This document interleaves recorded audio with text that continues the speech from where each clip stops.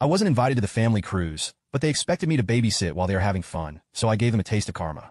Hey Reddit, what's up? I usually just scroll through posts wondering, how could a family do something like that? Well, turns out my own family decided to give me a story worth posting. This has been sitting in my chest like a weight for the past week, and I need some perspective. I'm 30, single, no kids, and now apparently the designated family doormat. Here's the backstory. So, I have that Aunt Linda who's retiring after 40 years as a teacher. She's basically the matriarch of our family and the one who makes sure everyone stays connected. She organizes every holiday dinner, keeps track of all the birthdays, and even makes little care packages for the younger cousins when they start college. She's the glue that holds us all together. Naturally, her retirement is a big deal, and I was excited to celebrate with her. Or at least I was until I found out I'm not actually part of the celebration. It all started last week when I was over at my parents' house for dinner. It was a typical evening. My mom fussing over what to make, my dad half watching TV, and my sister scrolling on her phone. We were chatting about random stuff, and I casually asked if anyone had ideas for a gift for Aunt Linda's retirement.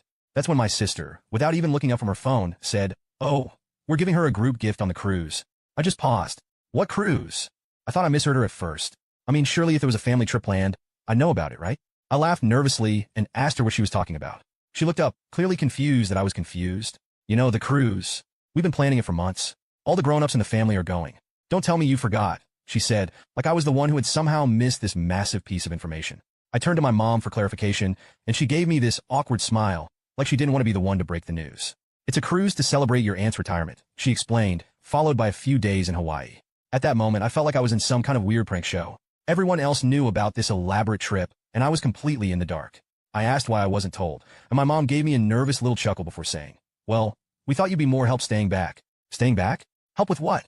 My sister chimed in like it was the most obvious thing in the world. The kids. You're so good with them. And it just made sense for you to stay and babysit while we're gone. Babysit. They wanted me to babysit. Now let me paint the picture here. Between my sister, my cousin, and my other cousin, there are 4 kids under the age of 4, a 3-year-old, a 2-year-old, and twins who are just over a year old. And somehow, without even asking me, they had decided that I'd be perfectly fine staying behind to watch all of them. I stared at them in disbelief. Wait, so you're telling me you planned this whole trip, didn't invite me, and just assumed I'd be okay staying behind to babysit? My sister shrugged. Well, yeah, you're always so reliable, and you don't have kids or anything to tie you down. It just made sense. Made sense to who? I looked at my mom, hoping for some kind of explanation that didn't make me feel like a complete afterthought.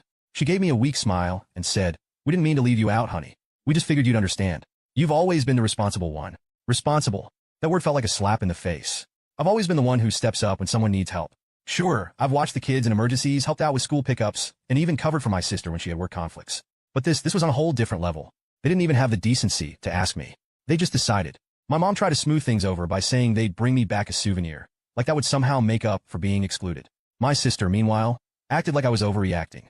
"It's not like you'd enjoy the cruise anyway," she said casually. "You're not a big fan of large crowds, right?" Excuse me? Now, they were deciding what I would and wouldn't enjoy. I sat there, trying to process everything. This wasn't just an oversight. This was deliberate. They had been planning this for months in a private Facebook group, one I wasn't part of. I don't use Facebook, and they all know that. They could have texted, called, or even mentioned it in passing during the dozens of family gatherings we've had. But they didn't. When I pointed out how hurtful it was to be excluded, my mom tried to deflect. "We didn't mean to upset you. It was just practical. Practical for them." I left shortly after, too angry to keep the conversation going. But as the days passed, the anger turned into something deeper. It wasn't just about the trip. It was about what this said about how my family sees me. I'm not a person with my own needs, plans, or desires. I'm just the reliable one, the helper, the one they can count on to sacrifice when it's convenient for them. I replayed the conversation in my head over and over. I thought about the times I dropped everything to help my sister when she was overwhelmed with her toddler, or how I'd rearrange my schedule to help my cousin when her twins were sick. I've always been there for them, and they couldn't even bother to ask me if I'd be okay with this. The more I thought about it, the more I realized this wasn't just a one-time thing. This is how they've always treated me. I've been so eager to help and be there for my family that I didn't even notice how often they took advantage of it. But this time I'm done. I don't know how I'm going to handle this moving forward, but one thing's for sure. I'm not staying behind to babysit. Not this time.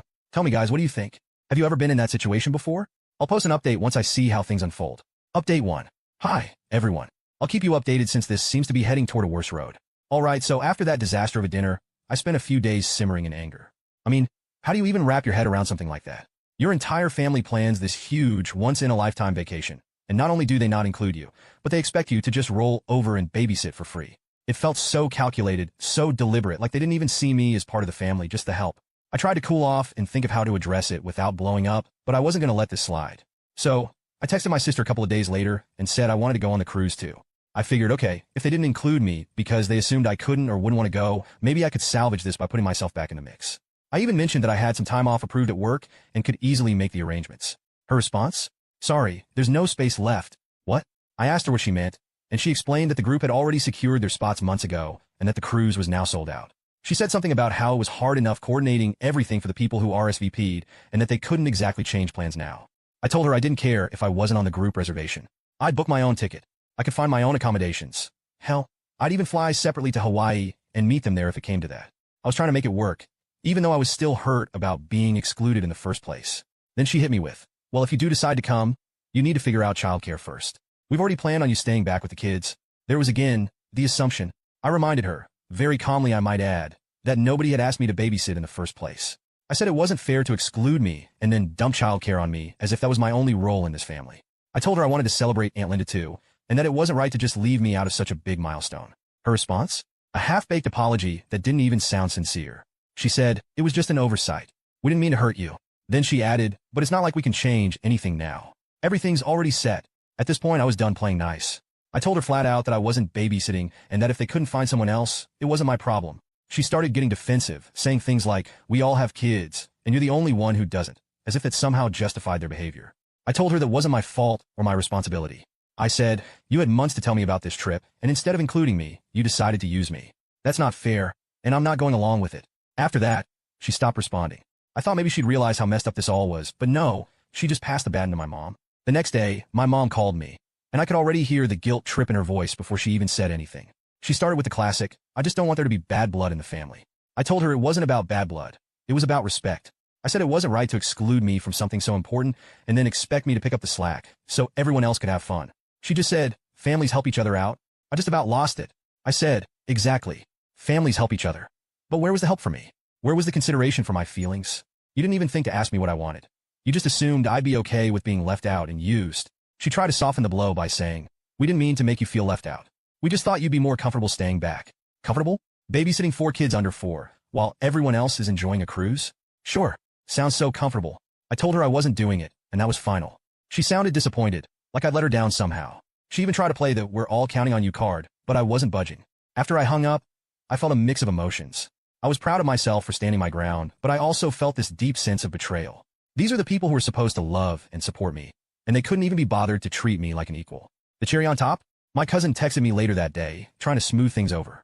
She said she understood why I was upset, but that I should look at the bigger picture and think about how hard it is for parents to balance everything. I didn't even respond. I was too drained to argue anymore. But here's the thing. I still have my time off approved at work, and I'll be damned if I spend it at home watching kids while my family is off living it up. If they thought I was just going to roll over and take this, they've got another thing coming. I started making my own plans. Plans that didn't involve babysitting or catering to anyone else's needs. If my family wants to act like I don't matter, fine. I'll show them what that looks like. What do you guys think? Should I just go and do my own thing? Or is this the wake-up call they needed? Let me know, because honestly, I'm still figuring out if I handled this the right way. Update 2. Hey again. So, after the whole fiasco with my family, I decided I wasn't going to let them ruin my time off. They wanted to act like I didn't exist? Fine. I could play that game too. If they were all busy having the time of their lives on a cruise, I'd make sure I wasn't sitting at home stewing about it. So, I started planning my own trip. At first, it was just to prove a point to myself, but I realized that I actually needed this. I couldn't remember the last time I took a vacation just for me. Every trip I'd been on in the past few years was either for work, a family obligation, or tagging along to help someone else out. This time, it was going to be different. I decided to head to the mountains. There's a small cabin rental I'd heard about from a coworker, secluded, cozy, with amazing hiking trails and a hot tub overlooking a valley. It sounded like heaven. I booked it for a week and didn't tell anyone. The day before my family's big cruise departure, I packed up my car, turned my phone on silent, and left. I didn't say goodbye or let anyone know I wouldn't be available. I figured if they couldn't be bothered to include me in their plans, I didn't owe them a status update on mine. The drive up to the cabin was exactly what I needed: rolling hills, winding roads, and the kind of quiet that lets you finally breathe. When I got there, I was blown away by how perfect it was. The cabin was small but charming, with a stone fireplace, big windows, and a deck that overlooked the forest. I spent the first day doing nothing but relaxing. For the first time in what felt like forever, I wasn't worrying about anyone else. No kids to watch, no errands to run, no family drama. Just me. But of course, the peace didn't last long. The morning of the cruise, my phone started blowing up. Even though I'd turned off notifications, I still saw the missed calls and texts piling up when I checked my phone later. First, it was my mom. When can we drop the kids off? Everyone's getting ready to head out. Then my sister. We're on our way to your place with the car seats. Be home, okay? Then my cousin. Are you ignoring us? We're kind of in a rush here. I didn't respond to any of it. As the messages kept coming, they started to get angrier. My sister texted, "This isn't funny. We're all waiting for you to step up." My mom left me a voicemail that was all guilt-trippy, saying things like, "I just don't understand why you do this. We're a family. We rely on each other." Finally, my cousin sent me a long, ranty message about how irresponsible I was being and how selfish it was of me to leave them scrambling at the last minute. She even had the audacity to suggest that I was ruining Aunt Linda's special day by making things harder for everyone. Oh, I was furious. Ruining Aunt Linda's day? The only reason I wasn't there to celebrate her was because they didn't think I was important enough to invite. But now I was the bad guy? Sure. I turned my phone off completely after that. I wasn't going to let them guilt me into feeling bad for sticking up for myself. The rest of the week was exactly what I needed. I hiked trails that overlooked stunning views, soaked in the hot tub under the stars, and spent hours journaling and reflecting on everything. One night, as I sat by the fireplace, I thought about how I'd let my family walk all over me for years. I'd always been the yes person, the one who dropped everything to help. And while I love my family, I realized I'd been sacrificing my own happiness to make their lives easier. But not anymore. By the time I drove back home at the end of the week, I felt like a different person. I wasn't angry anymore, just done. Done with being the fallback option. Done with being the invisible helper. Done with being treated like I didn't matter. Little did I know, the fallout was waiting for me when I got back from the cabin. I was bracing myself for the storm I knew was coming. My family hadn't heard from me in over a week, and judging by the number of missed calls and texts, they were ready to let me have it. I walked into my house and barely had time to put my bags down before my phone started ringing. It was my mom. I debated letting it go to voicemail, but I figured I might as well get it over with. The second I answered, she launched into it. "Where were you? Do you have any idea what you've done?" She was angry and disappointed, which is her favorite way to make me feel like the worst person alive. I stayed calm and said, "I was on a trip, the same way you all were. That didn't go over well." She started going on about how my sister, my cousin, and my aunt had to scramble last minute because I wasn't there for the family. Apparently, when I didn't show up, they had to make emergency arrangements. My sister ended up leaving her 2-year-old with a friend, and my cousin had to cancel her cruise entirely to stay with her twins. And now, they were all furious with me. "They're saying you ruined the trip," my mom said. Huh, that's exactly what I wanted. I took a deep breath and asked her, "Why is it my fault that they made plans without me? Why is it my responsibility to fix a mess I didn't create?" She tried to cut me off, but I wasn't done. "You didn't invite me, Mom. You didn't even think to tell me about the trip until I stumbled across it by accident. And then, instead of apologizing, you all just assumed I'd stay back and babysit. Do you have any idea how hurtful that was?" She went quiet for a moment before saying, "We thought you'd understand. You've always been the reliable one." Reliable. There it was again. I told her, being reliable doesn't mean I'm your backup plan. I'm part of this family too, or at least I thought I was. But you made it clear that my only role here is to take care of everyone else while you all go off and have fun. That's not okay, and I'm not doing it anymore. She didn't like that at all. She started talking about how families sacrifice for each other and how I was being selfish by refusing to help. I reminded her that families also respect each other, and nobody had respected me when they made these plans without including me. After that, she got defensive and said she didn't want to argue. Typical. When she realized I wasn't backing down, she hung up, but not before throwing an "I hope you're happy with yourself," for good measure. Their nonsense didn't stop there. Later that evening, I got a long, passive-aggressive text from my sister. She accused me of abandoning her and said that I left the family in the lurch when they needed me most. She went on about how hard it was to find someone to watch her daughter last minute and how her friend wasn't even that good with kids. My cousin also chimed in, sending a rant about how I had ruined the whole trip for her because she couldn't find anyone to watch the twins. She even threw in a line about how my aunt was disappointed in me for not being there to celebrate her retirement. That one stung. I love my aunt, and I felt bad that I couldn't be there for her. But I reminded myself that it wasn't my fault. I wasn't even given the chance to be part of the celebration. I didn't respond to either of them. Instead, I sat down and wrote a message to the whole family in the group chat. Yes, the same one I wasn't included in when they were planning the trip. "Hey everyone, I've been hearing a lot of blame being thrown my way for the issues with the trip, so let me set the record straight. First, I wasn't invited on the cruise. Nobody told me about it until I found out by accident. That alone was hurtful. But then I was expected to babysit without even being asked. Second, I'm not responsible for fixing problems that came from your own assumptions. If you needed my help, you should have asked. I'm part of this family, not your free nanny. Lastly, I need to set some boundaries. From now on, if anyone needs my help, they need to ask me directly, and if I say no, that's the end of it. I won't be guilt-tripped or manipulated into doing things I don't agree to. I love this family, but I also deserve to be treated with respect." I sent it and put my phone down. I didn't even care what the fallout would be.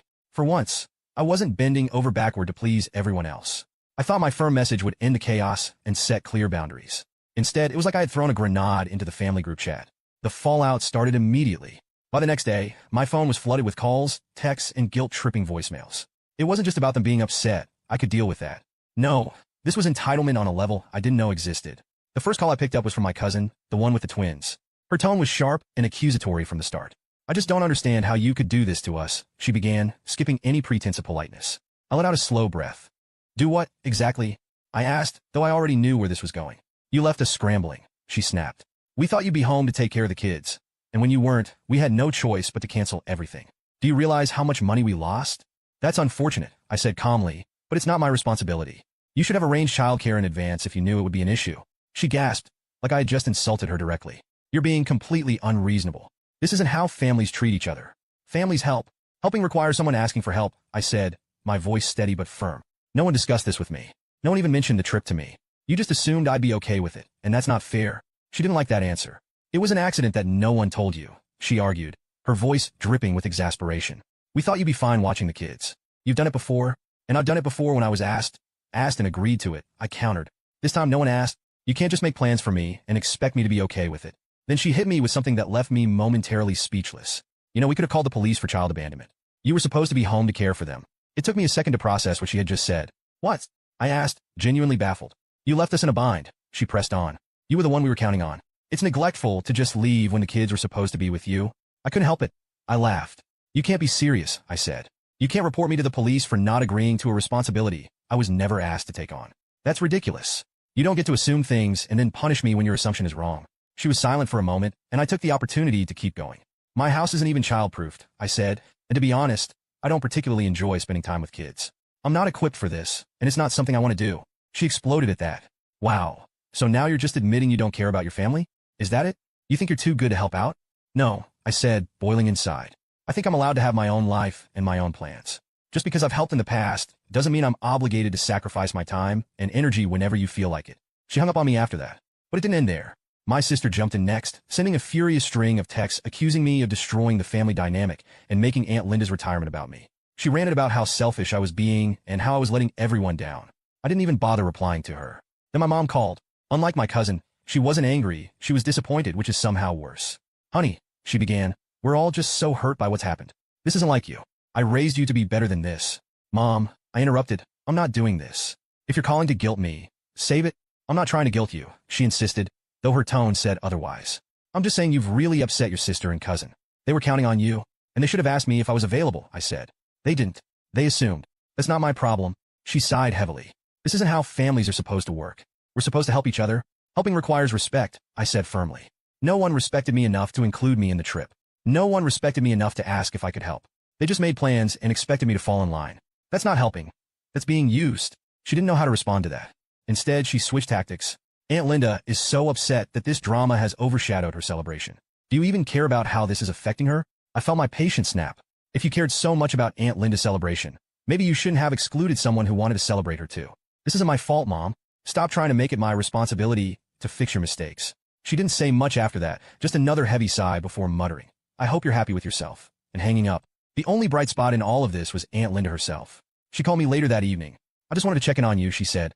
I heard about the drama, and I wanted to say I'm sorry. I asked, genuinely surprised. For what? For how the family has treated you, she said. I didn't realize you hadn't been included in the trip. If I'd known, I would have insisted you come. I hate that this has become such a mess. Her words meant more to me than I could say. I thanked her, and for the first time in days, I felt a little lighter. As for the rest of my family, I've been sitting here, staring at my phone, wondering if I should just turn it off and walk away from all of it. Part of me thinks I should let them know exactly how I feel. Lay it all out so there's no confusion. But the other part of me is just so tired. Tired of the arguments, the guilt trips, the feeling that nothing I say will ever make a difference. Maybe it's time to just stop trying and let them figure things out without me. I don't know. What would you guys do? Let me know in the comments, and I'll keep you updated. Final update. Hey everyone, thanks for all your support. I came with a final update just to let you know my final decision. So, after the chaos of the past few days, it became painfully clear that my family wasn't going to change. No amount of explaining or boundary setting would make them see me as anything other than the reliable one, the person they could lean on without ever considering my feelings or needs. I had hoped things might calm down after Aunt Linda's kind words and my firm message in the group chat, but that wasn't the case. My sister's vague Facebook posts about toxic family members continued, with comments like, some people forget what loyalty means, flooding in from her friends. My cousin was still sending passive-aggressive texts, though I stopped reading them after the first couple. Even my mom, who had shown a flicker of self-awareness during our last conversation, was back to guilt-tripping me every chance she got. It was exhausting. I found myself lying awake at night, replaying every argument, every accusation, and every moment when they tried to make me feel small. I kept asking myself, was this worth it? Could I keep putting up with this kind of treatment? The answer was no. For years, I had bent over backward to be the good daughter, the helpful sister, the reliable cousin. But what had that gotten me? Exclusion, disrespect, and entitlement. I realized I couldn't keep pouring myself into people who only saw me as a convenience. It was time to cut ties. So I decided to call my mom. She was the hardest to confront because, despite everything, I did still love her. But love wasn't enough to justify the way she treated me. When I called her, she answered on the first ring. "Honey," she said, her voice already dripping with relief. "I'm so glad you called. Let's put all this behind us. Okay? I don't want to fight anymore." "This isn't a fight, Mom," I said, keeping my voice calm but firm. "This is me telling you that I need space." "A lot of it." "What does that mean?" she asked. "It means I can't keep doing this," I said. "I love you, but I can't be part of a family that doesn't respect me. Every time I try to stand up for myself, I'm met with guilt-tripping, accusations, and all this. I deserve better than that." Her voice broke. "So what? You're just going to walk away from me? From your sister? From everyone? If that's what it takes to protect my peace, yes," I said. "You can't mean that," she said, sounding desperate now. "Families fight. That's what we do. But we work through it. You don't just cut people off." "I've been working through it for years," I said. "And all it's done is hurt me." "I'm done." She cried and begged, but I didn't waver. Eventually, she realized I wasn't going to budge and hung up on me. For my sister and cousin, I simply blocked them and didn't answer their calls.